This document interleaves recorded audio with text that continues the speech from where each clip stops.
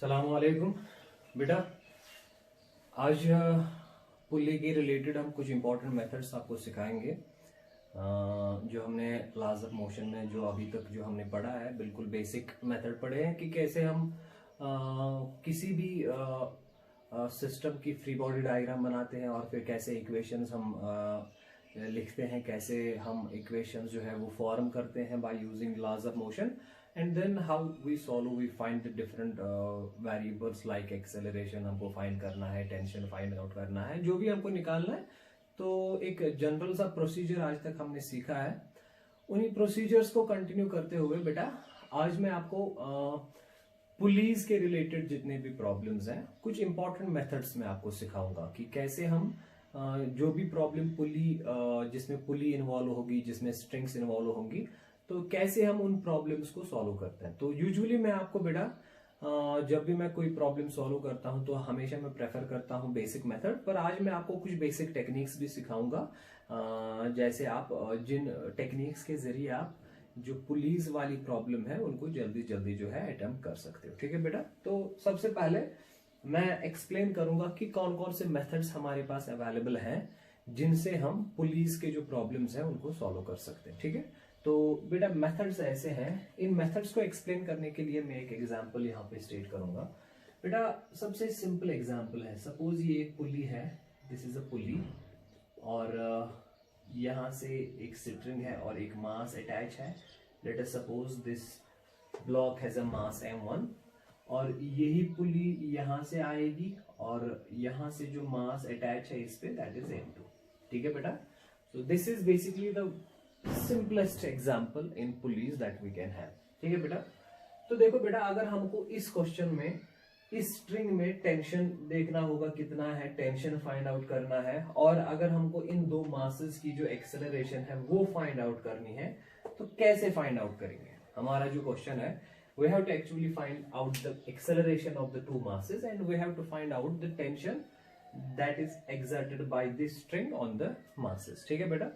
तो देखो बेटा, हमारे पास तीन मेथड्स हैं, तो एक्सप्लेन करूंगा मैं। मेथड फर्स्ट, पहला जो मेथड है सबसे बेसिक मेथड है बेटा, basic using the basic laws of motion, कैसे हम इसको सॉल्व करते हैं।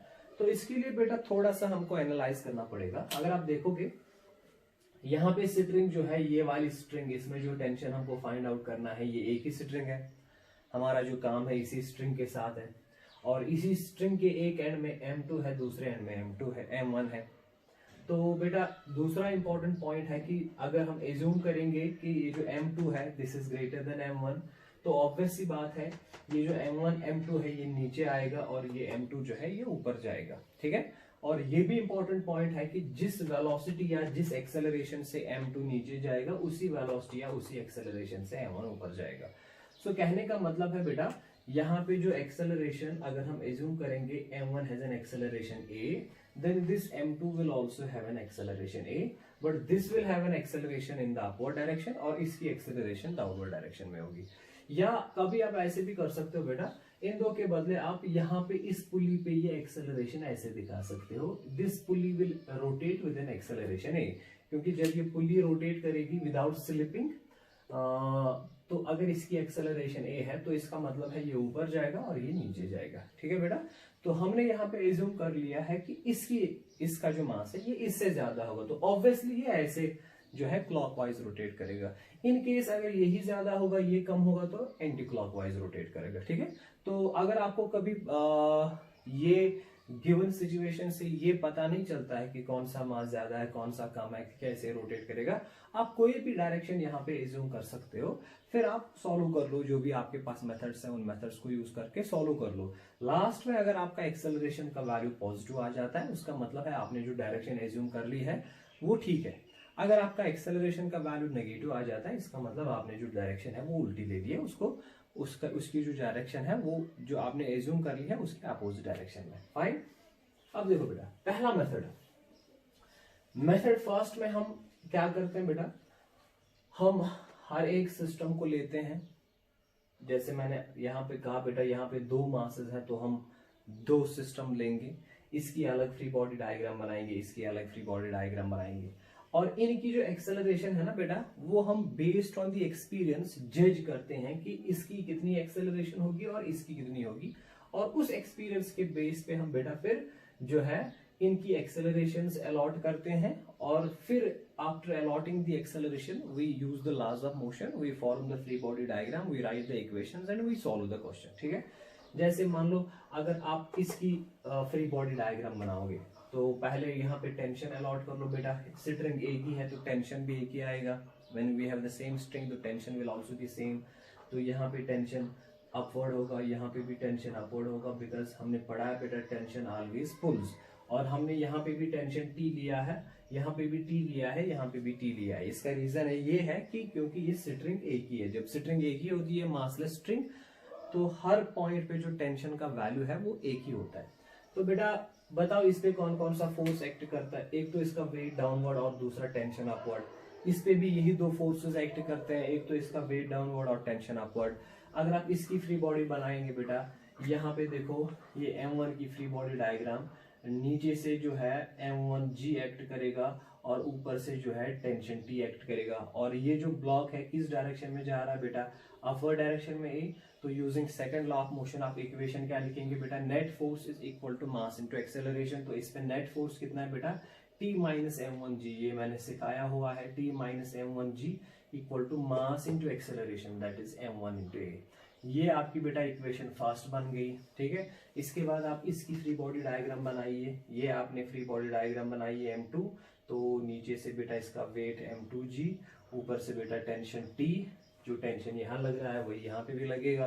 तो ये ओवरऑल एक्सेलरेशन डाउनवर्ड है, तो इस पे नेट फोर्स कितना आएगा बेटा, पहले ये लिखेंगे फिर माइनस ये करेंगे, क्योंकि डाउनवर्ड आ रहा है तो सेकंड लॉ ऑफ मोशन के हिसाब से इस पे net force M2G minus T आएगा। So we have M2G minus T, this will be equal to mass into acceleration, that is M2 into A। ठीक है बेटा, सो ये आपकी इक्वेशन सेकंड। इसके बाद अगर आप देखेंगे बेटा, ये आपकी दो लीनियर इक्वेशंस बन गई है, लीनियर इक्वेशंस इन टू वेरिएबल। यहाँ पे वेरिएबल आपका T और A है। अगर आपका मास दिया होगा, दोनों मासेस अगर दी होंगी तो ये टर्म आपको पता चलेगा, M1 दिया होगा, M2G ये टर्म आपको पता होगी। तो इन दो इक्वेशंस में जो वेरिएबल बचते हैं बेटा, एक तो T है दूसरा A है। फिर इन दो इक्वेशंस को, लीनियर इक्वेशंस इन टू वेरिएबल्स को आप सॉल्व कर लो। ये आप में पढ़ा हुआ होता है 10th क्लास की मैथमेटिक्स में, एक यूनिटी है linear equations in two variables. I hope कि ये दो इक्वेशंस को सॉल्व करके बेटा आप टेंशन और एक्सेलरेशन का वैल्यू निकाल सकते हो। ठीक है बेटा, so this is the basic method to solve the question based on the pulleys. So this was our method 1। ठीक है बेटा, तो आई होप कि इसके बाद जो मैंने इक्वेशन फर्स्ट और सेकंड डेवलप कर ली, इसके बाद आप इसको सॉल्व कर पाओगे। So this was our first method. अब देखो बेटा, हमारा दूसरा मेथड क्या है। जो हमारा बेटा दूसरा मेथड है, मेथड सेकंड। इस मेथड सेकंड को हम कहते हैं पुली मेथड। देखो बेटा, इस पुली मेथड में हम क्या करते हैं, एक सिंपल सी एग्जांपल देता हूं बेटा मैं यहाँ पे। मान लो अगर आपके पास ये पुली है बेटा, और ये स्ट्रिंग है, और अगर ये पुली बेटा मूवेबल है, अगर ये मोशन में है ये pulley, if the pulley is also moving का मतलब है if the pulley is in translational motion. Rotation तो है ही है, नहीं हम रोटेशन की बात नहीं करते, हम ट्रांसलेशन की बात कर रहे हैं। अगर पुली भी मूव हो रही है, जैसे इस क्वेश्चन में बेटा जो पुली है ना, ये फिक्स्ड है, ये पुली मूव नहीं हो रही है, पर कभी कभी किसी प्रॉब्लम में पुली मूव भी हो सकती है।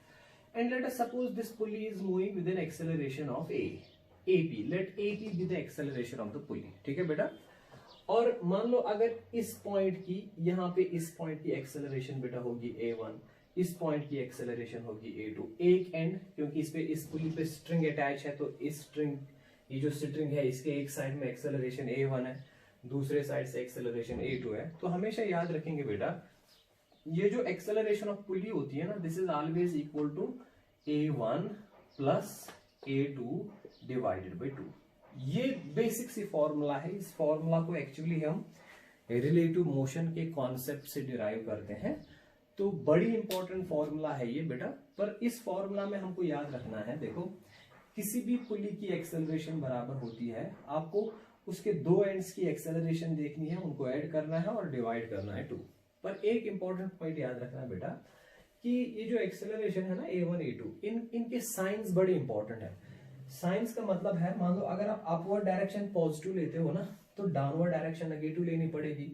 मतलब अगर ये a1 अपवर्ड है और ये a2 डाउनवर्ड है, तो यहाँ पे आपको ये a1 पॉजिटिव लेना पड़ेगा, और ये a2 जो है अगर ये डाउनवर्ड है तो इसको नेगेटिव लेना पड़ेगा। सिमिलरली अगर ये पुली अपवर्ड जा रही है तो इसको पॉजिटिव ले लो, अगर ये पुली डाउनवर्ड जा रही है तो उसको नेगेटिव ले लो। समझ आ रहा है? तो दूसरा इंपॉर्टेंट पॉइंट है कि मान लो अगर इन दो स्ट्रिंग्स में से कोई एंड फिक्स्ड है, मान लो अगर ऐसे होगा, ये वाला एंड फिक्स्ड है, तो बेटा इस एंड की जो एक्सेलरेशन है ना वो 0 आएगी। ठीक है, चलो इसको मैं आगे भी, फिलहाल ये इक्वेशन जो है बेटा, इसको आगे भी हम बहुत जगह यूज करेंगे। पहले मैं इस इक्वेशन को बेटा यहाँ पे जो है यूज करूंगा। देखो, इस इक्वेशन को यूज करने के लिए आप क्या करेंगे, आपको बेटा पहले जितने भी आपके पास मासेस है ना, हर एक मास को आपको अलॉट करनी पड़ेगी acceleration. Based on the experience आप एक्सेलरेशन अलॉट कर लो। फॉर एग्जांपल, अगर हम यहाँ पे एज्यूम करेंगे कि ये m2 ज्यादा है और ये m1 कम है, तो ऑब्वियस सी बात है इसकी एक्सेलरेशन a होगी अपवर्ड, a1 रखेंगे हम, और इसकी एक्सेलरेशन a2 होगी डाउनवर्ड। अगर हमको यहाँ तो हमको खैर पता ही है कि जो इसकी एक्सेलरेशन होगी वही इसकी भी होगी, a1 और a2 सेम है, पर हर जगह हमको ये बात पता नहीं होगी। हर जगह हम ये जो एक्सेलरेशन के बीच में रिलेशन है, ये इतनी इजीली हम डिटरमाइन नहीं कर सकते। कभी हमको पता ही नहीं चलेगा कि अगर इसकी एक्सेलरेशन है a है तो इसकी एक्सेलरेशन कितनी होगी, क्योंकि कनेक्टेड मोशन के बहुत सारे कॉम्प्लिकेटेड केसेस भी हैं। ये तो खैर इजी सा केस है, यहाँ हमको इजीली पता चल जाता है कि जो इसकी एक्सेलरेशन होगी वो इसकी भी होगी।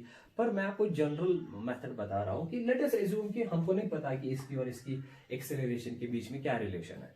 ठीक है, और हमने देखा कि इसकी एक्सेलरेशन का हमने नाम रखा a1 और इसकी एक्सेलरेशन का नाम हमने रखा a2, और हमको इन दो एक्सेलरेशंस के बीच में जो है रिलेशन फाइंड आउट करनी है using this method number second. क्योंकि जब आप एक्सेलरेशन के बीच में रिलेशंस फाइंड आउट करोगे ना, तो फिर आपकी जो प्रॉब्लम है ना वो इजी हो जाएगी।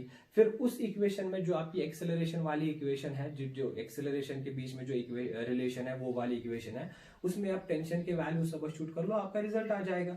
तो सबसे पहले है पुली मेथड से हम क्या करते हैं बेटा, we actually find the relation between the acceleration of the various blocks that are involved in the given problem। यहाँ पे दो ब्लॉक्स हैं, तो इन दो ब्लॉक्स के बीच में इन दो ब्लॉक्स की जो एक्सेलरेशन है उनके बीच में जो रिलेशन है उसको फाइंड आउट करना है। तो हमने एज्यूम कर लिया है इसकी एक्सेलरेशन का नाम हमने रखा a1 और इसकी एक्सेलरेशन का नाम हमने रखा a2। हालांकि हमको पता है कि ये a1 a2 सेम है, पर हमको ये a1 और a2 सेम है ये हमको प्रूव करना है यूजिंग दिस मेथड। यहाँ तो ये इजी है, पर आगे जाके ये बहुत इंपॉर्टेंट मेथड बनने वाला है। बहुत इसकी जो यूजेज है, एप्लीकेशन है, बहुत अच्छी है, तो आगे जाके ये बहुत काम आने वाला है। तो इस मेथड में आप क्या करेंगे, आपके पास जितने भी ब्लॉक्स हैं हर एक की आप एक एक एक्सेलरेशन रखो। ठीक है बेटा, उसके बाद आप जो मैंने अभी मेथड बताया वो कॉन्सेप्ट यूज करो। और वो कॉन्सेप्ट या वो फॉर्मूला क्या है बेटा, ये दोनों मासेस जो है ये बंधे हुए हैं इस स्ट्रिंग से, और लेट अस सपोज इस पुली की जो एक्सेलरेशन है, moving acceleration, translational acceleration, that is AP। ठीक है, जरा हम बेटा यहाँ पे कॉन्सेप्ट क्या है, हमारा इक्वेशन क्या है, this AP is equal to a1 plus a2 divided by 2। अब आप कन्वेंशन यूज कर लो, साइंस इसमें यूज कर लो बेटा। सबसे पहले बताओ इस AP का वैल्यू क्या है, क्या ये पुली मूव हो रही है, और ये जो पुली है ये फिक्स्ड है बेटा। इस वाले केस में, इस वाली प्रॉब्लम में ये जो पुली है ये फिक्स्ड है। ठीक है, तो AP का जो वैल्यू है वो 0 आएगा। This is equal to a1। बताओ बेटा a1 की जो डायरेक्शन है ना वो अपवर्ड है, तो अपवर्ड यूजुअली हम पॉजिटिव लेते हैं, तो a1 प्लस a1 लिखो। ठीक है बेटा, a2 का वैल्यू क्या आएगा बेटा, a1 डाउनवर्ड है तो माइनस आएगा, this will B minus a2 divided by 2। ठीक है बेटा, इसको सॉल्व कर लो, ये यहाँ जाएगा तो 0 बनेगा, minus a2 plus a1 equal to 0। तो इसका मतलब है बेटा जो a1 will be equal to a2। ये देखो आपकी दो एक्सेलरेशंस के बीच में जो है आपकी इक्वेशन आ गई, जिसका मतलब जो इसकी इक्वेशन है, जो इसकी एक्सेलरेशन है, वो इसकी एक्सेलरेशन है। जब आपकी इक्वेशन आ गई ना, जब आपकी एक्सेलरेशन के बीच में इक्वेशन आ गई, इसके बाद आपको करना क्या है बेटा, आपको इसकी फ्री बॉडी डायग्राम बनानी है, लॉज ऑफ मोशन यूज करना है, इसकी अलग इक्वेशन लिखनी है, इसी तरह इसकी अलग इक्वेशन लिखनी है, फिर दोनों इक्वेशंस को जो है सॉल्व करना है। For example a1 equal to a2 निकला, जरा इसकी फ्री बॉडी डायग्राम बनाओ बेटा। बताओ, नीचे से m1g ऊपर से t, तो इक्वेशन क्या बनेगी बेटा, t will be equal to, या t minus m1g will be equal to m1a। ठीक है बेटा, शाबाश। m1 a1, क्योंकि एक्सेलरेशन इसकी a1 है। जरा इसकी इक्वेशन क्या बनेगी बेटा, m2g माइनस, क्योंकि ये नीचे जा रहा है ना, तो m2g minus T equal to m2a। ठीक है, देखो क्या करेंगे आप, यहां से a1 का वैल्यू निकालो, यहां से a2 का वैल्यू निकालो, फिर दोनों वैल्यूज जो है इस वाली इक्वेशन में आप सबस्टिट्यूट कर लो, तो आपका टेंशन का वैल्यू आ जाएगा। जब आपका टेंशन का वैल्यू आ जाएगा, फिर दोनों इक्वेशंस में किसी इक्वेशन में वो टेंशन का वैल्यू सबस्टिट्यूट कर लो, तो आपको एक्सेलरेशन का वैल्यू भी मिलेगा। ठीक है बेटा, so this was your method second, this is called pulley method. और यहाँ पे हम एक्सेलरेशन ऑफ पुली जो है वो यूज करते हैं, एक्सेलरेशन ऑफ पुली जो है वो यूज करके हम जो है आंसर निकालते हैं। तो let us move to our method number 3। हमारा जो तीसरा मेथड है बेटा, मेथड थर्ड, वो क्या है बेटा, this method is called as tension trick. इसको यूजुअली जो है टेंशन ट्रिक भी कहते हैं। और ये मेथड जो है बेटा बहुत ही इंपॉर्टेंट है, और मैं सजेस्ट करूंगा कि जो सबसे हैंडी मेथड है ना पुली इसको सॉल्व करने के लिए, वो यही है टेंशन ट्रिक। और इसकी जो इक्वेशन है, इसका जो कॉन्सेप्ट है वो ये है बेटा कि summation of dot product of tension and acceleration for all the masses involved in a given system is always equal to 0।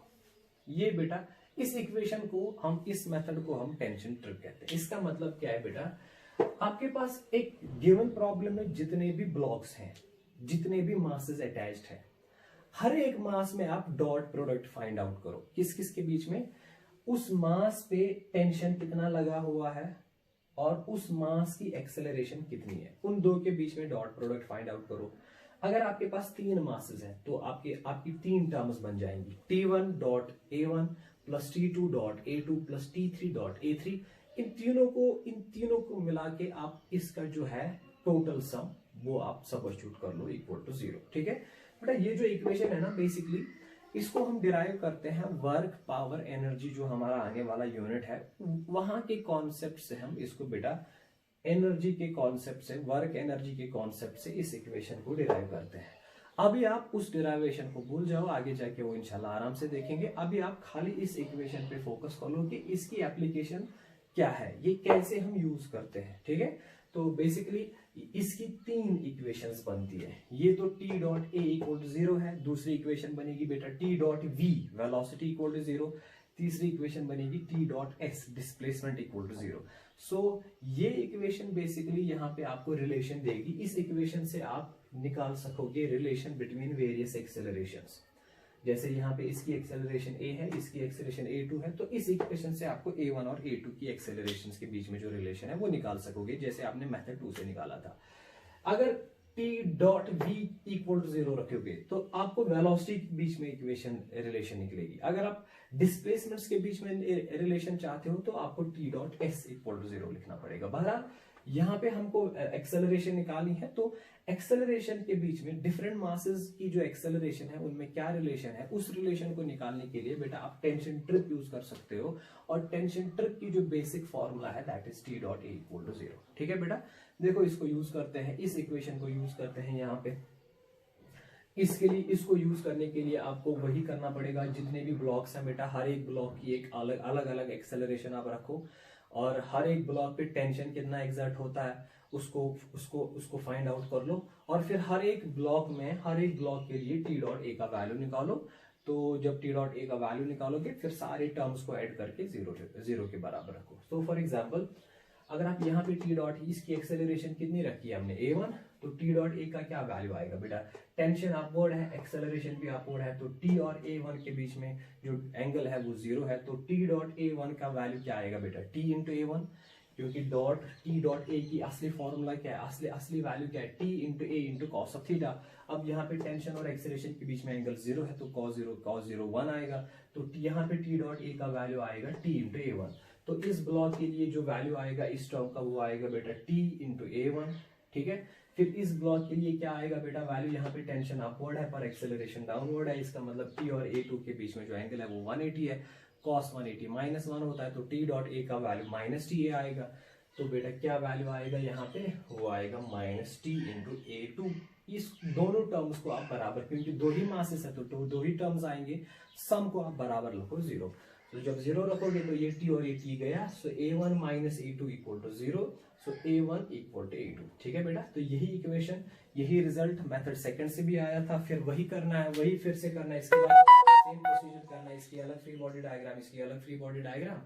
तो वहां से a1 a2 का वैल्यू निकालो, और जब a1 a2 का वैल्यू निकलेगा फिर आराम से बेटा इस यहाँ से एक्सेलरेशन का भी वैल्यू आएगा और टेंशन का भी वैल्यू आएगा। ठीक है बेटा,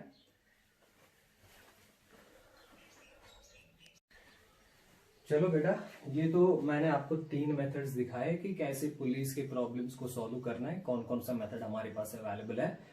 चलो इन 3 मेथड्स को मैं बेटा एक एग्जांपल हम यहाँ पे लेते हैं, और इस एग्जांपल को हम इन्हीं 3 मेथड्स के जरिए जो है अलग अलग मेथड से सॉल्व करते हैं, और आप देखो कैसे हमारा जो रिजल्ट है वो तीनों मेथड से सेम आता है। फिर आपका जो आप डिसाइड कर लो कि आपके लिए कौन सा फिजिबल है, आपके लिए कौन सा जो मेथड है वो आपको इजी लगता है, तो वो आप यूज करके आपका जो रिजल्ट है वो आप निकाल सकते हैं। ठीक है बेटा, अब देखो बेटा, ये पुली की प्रॉब्लम है जो हमने एग्जांपल ली थी, उससे थोड़ी सी एडवांस प्रॉब्लम है। ये सिंपल है, बहुत सिंपल प्रॉब्लम है ये बेटा, पर यहाँ पे हमारा जो फोकस है वो हमको मेथड, कैसे कैसे मेथड से हम सॉल्व कर सकते हैं वो इंपॉर्टेंट है हमारे लिए। ठीक है बेटा, तो देखो इन 3 मेथड्स को मैं फिर से एक्सप्लेन करता हूं यूजिंग दिस एग्जांपल। ठीक है बेटा, चलो ये हमारे पास एक पुली है, यहां से मान लो एक मास है, and let us suppose this has a value of 3 kg। ये 3 kg का मास है, और बेटा यहां से ये एक और पुली है, यहाँ पे ये फिक्स्ड पुली है, ये मूवेबल पुली है, क्योंकि ये ऊपर जाएगा तो ये सारा सिस्टम नीचे आएगा। और इस पुली पे हमारे 2 और मासेस है, ये एक ब्लॉक है यहाँ पे, और यहाँ से बेटा एक और ब्लॉक है। ठीक है, तो लेट अस सपोज कि इसका जो मास है बेटा, इसका जो मास है वो 2 kg है, और इसका जो मास है वो 5 kg है। ये हमारी प्रॉब्लम है। आराम से देखो बेटा, एक एग्जाम्पल हमने ली है, यहाँ पे 2 पुलीज है इस क्वेश्चन में, और इसमें इंपॉर्टेंट ये है कि इसमें जो पुली है, ये वाली pulley, this is in motion, this is pulley 1, this is pulley 2, this pulley is fixed, this is moving, this object has a mass 3 kg, this has a mass 2 kg, and this has a mass 5 kg। और हमको find out क्या करना है, we have to find out the acceleration of all the blocks. हमको इसकी और इसकी acceleration निकालनी है, और we have to find out the tension in each string. हर एक सिटरिंग में टेंशन कितना एग्जर्ट हो रहा है, कितना टेंशन लग रहा है, उसका वैल्यू हमें निकालना है। ठीक है बेटा, तो बेटा कोई भी मेथड यूज करने से पहले सबसे पहले आप क्या करेंगे काम, आप सबसे पहले टेंशन जो है वो असाइन करेंगे।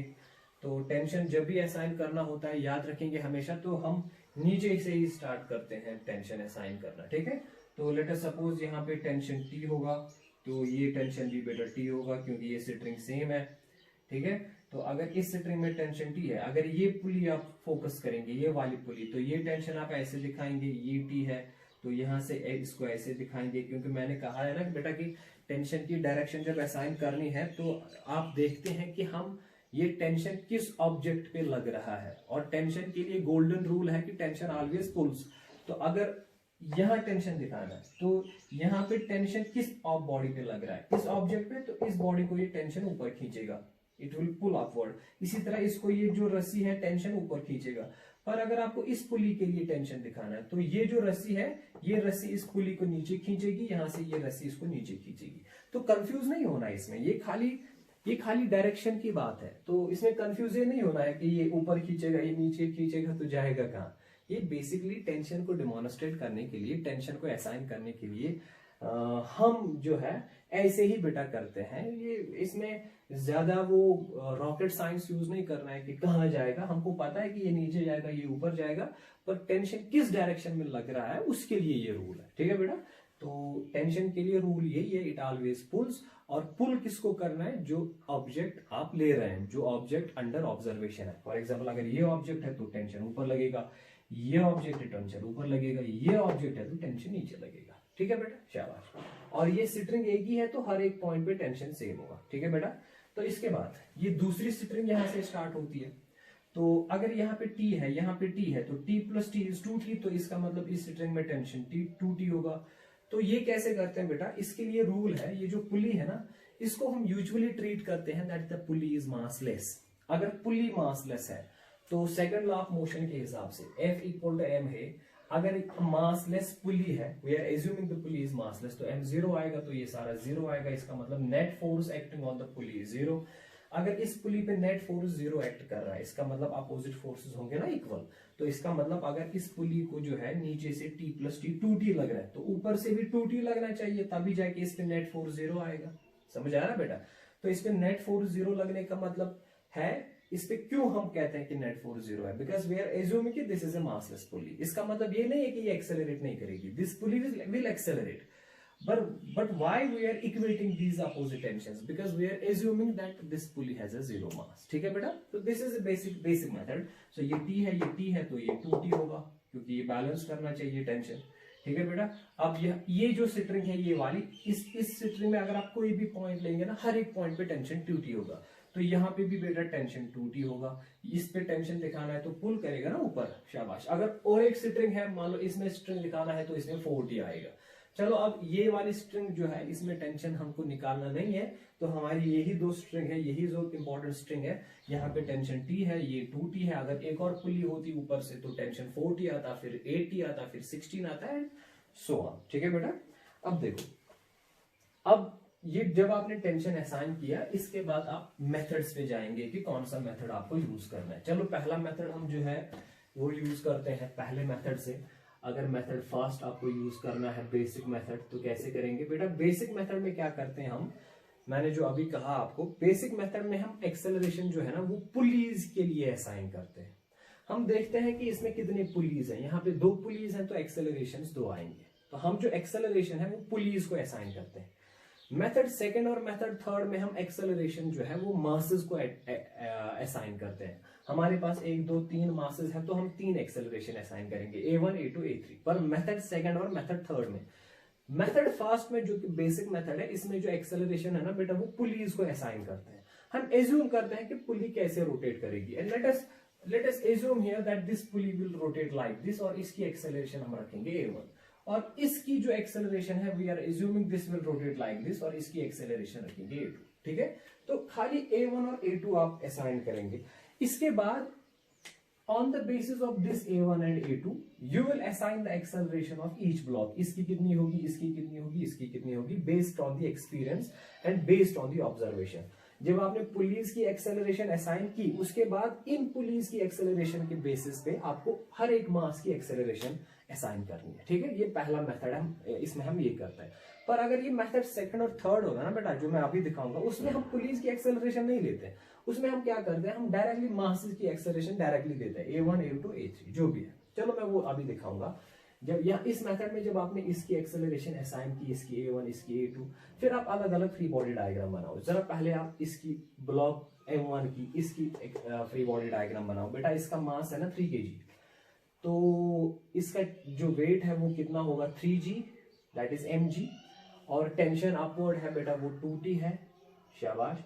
जरा मुझे बताओ बेटा, अगर इस पुली की एक्सेलरेशन A1 है, तो इसकी एक्सेलरेशन भी A1 होगी, क्योंकि जब ये पुली ऐसे रोटेट करेगी तो ये ऊपर जाएगा ना इसी एक्सेलरेशन से, तो इसकी एक्सेलरेशन होगी A1।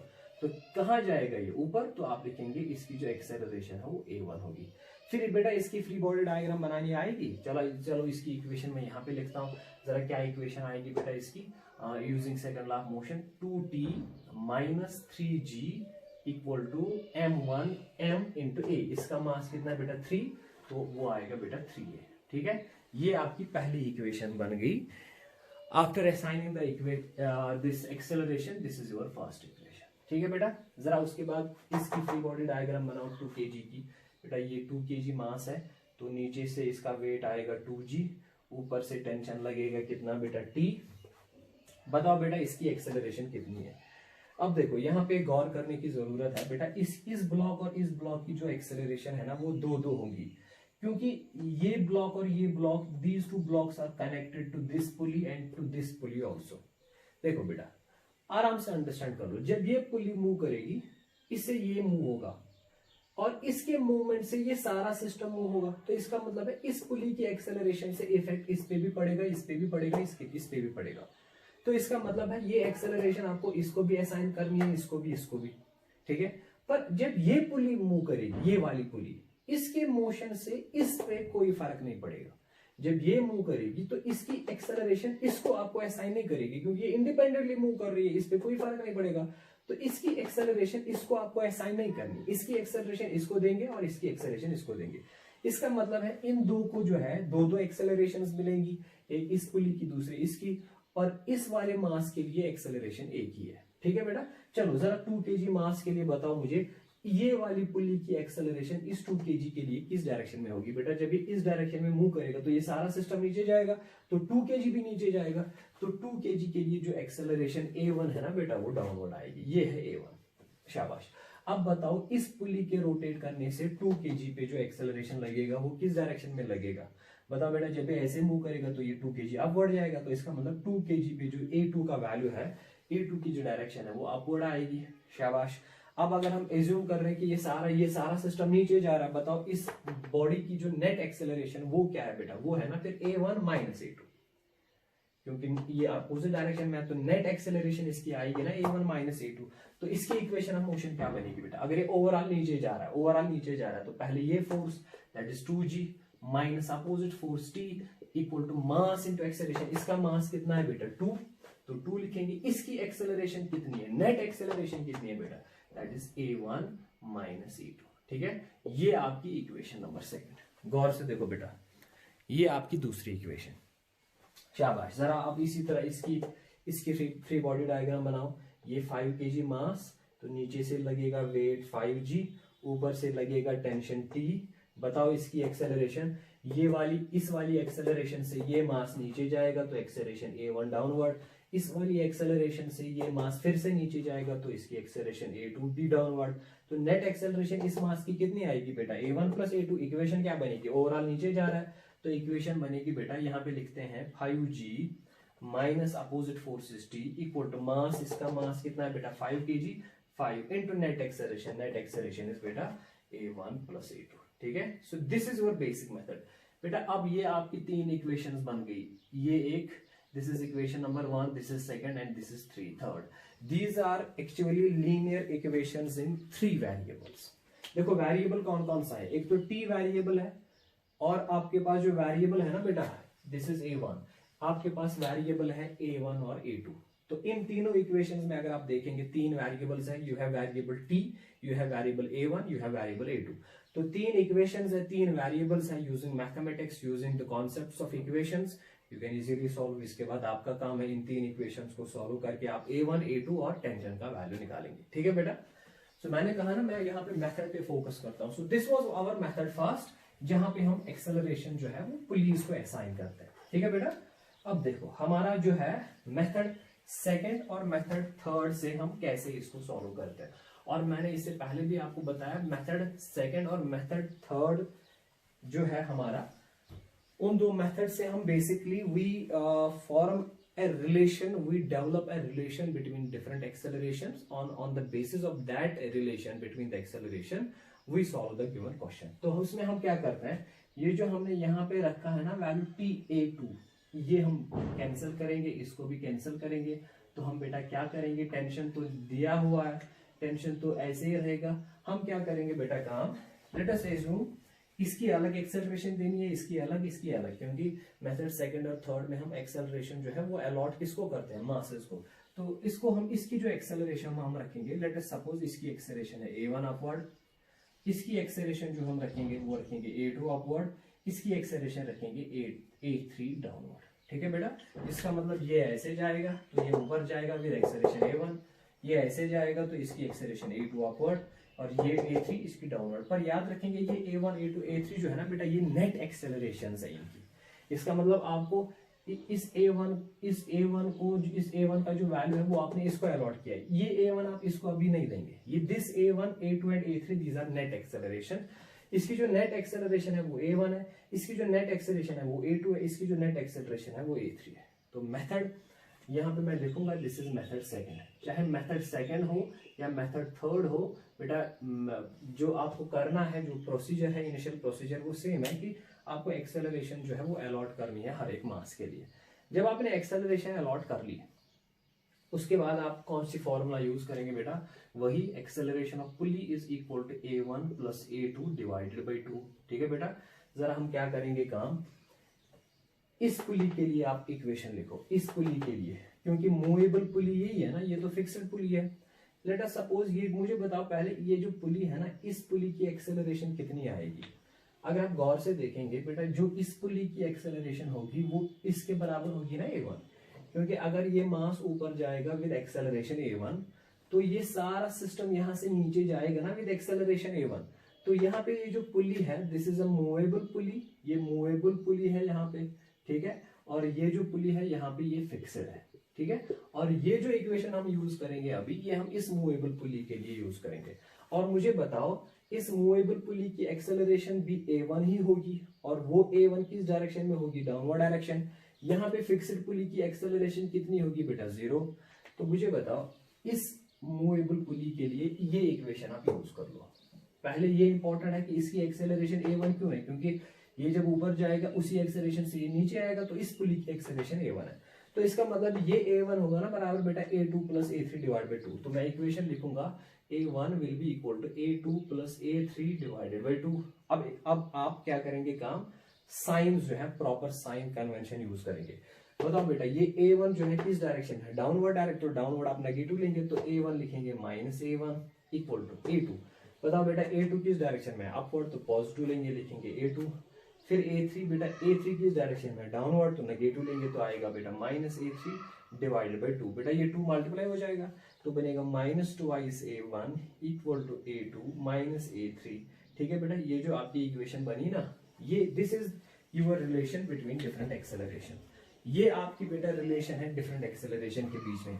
इसके बाद आप क्या करेंगे, आपको एक्सेलरेशन और टेंशन निकालना है।